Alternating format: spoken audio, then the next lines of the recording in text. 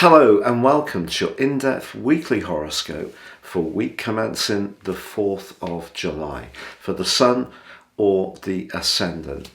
I'm going to give you a broad overview of what to expect. Please stay with me. I will then give you the main pointers for each of the zodiac signs from Aries through to Pisces. Now the Sun starts this week in the sign of Cancer, but is joined on Tuesday by the quick wits of Mercury.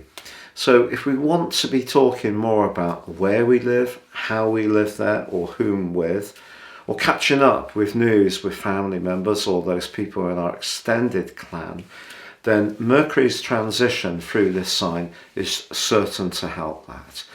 But also on Tuesday, Mars, the planet of passion, moves out of the sign that it governs, where it's been for the last 6 weeks. Aries, brilliant for initiating things and getting a bit more active and on the front foot. For the next 6 weeks, Mars is in Taurus, which is obviously an earth sign. So that's very much more to do with tangibility. So the ideas need to be converted into something more long-lasting. But if we do want to grapple with those financial challenges that are presenting themselves with energy increases and foodstuffs going up, the cost of fuel also for our vehicles, then Mars is going to give us a lot of spark of determination to do so. But Mars in Taurus is also very sensual, and of course Mars is the planet of action.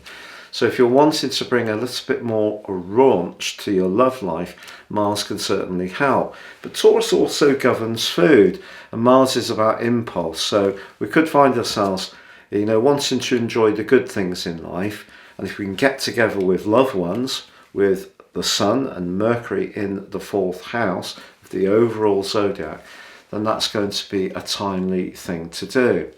But in the second half of this week, the Sun's going to be forging an electric angle to Uranus, the planet of innovation, also in the sign of Taurus. And perhaps there could be some ideas sparking around how we live, especially about creating more space or being more flexible, which Uranus would really help us to engage with.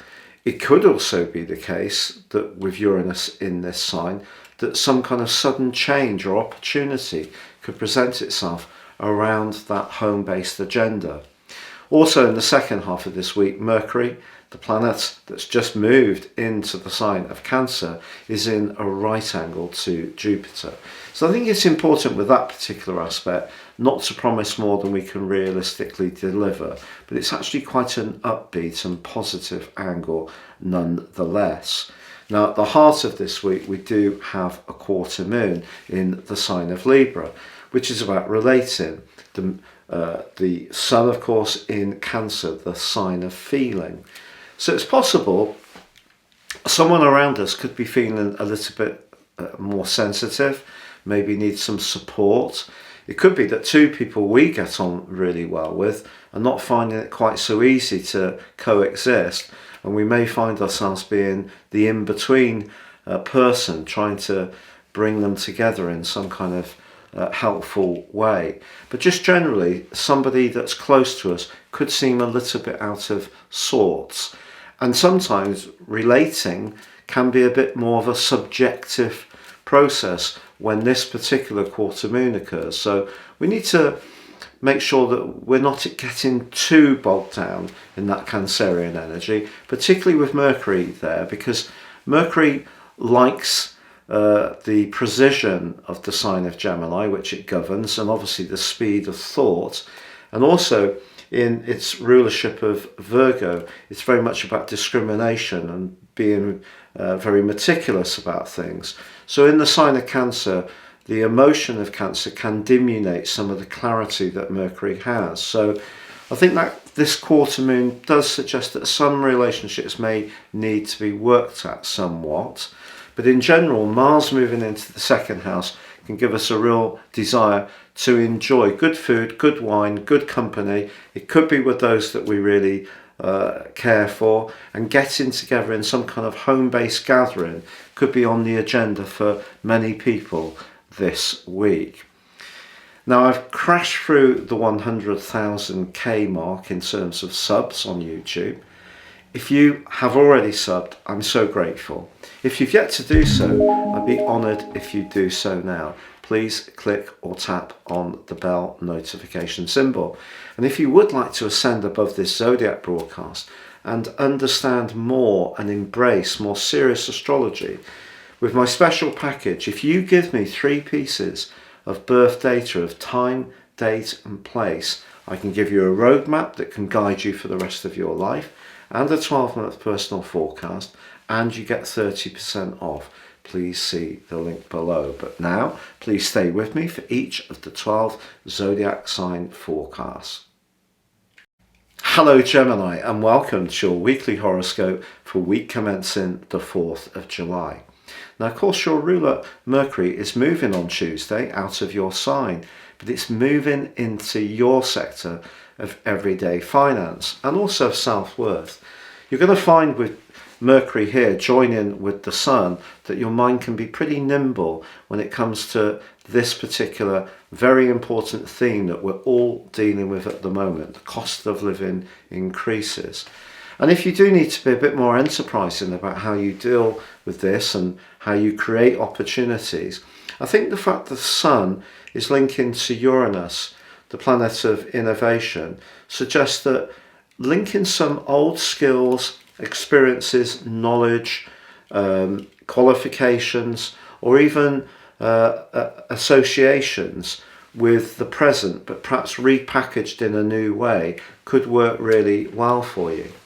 Now, of course, Mars also moves into the sign of Taurus this week.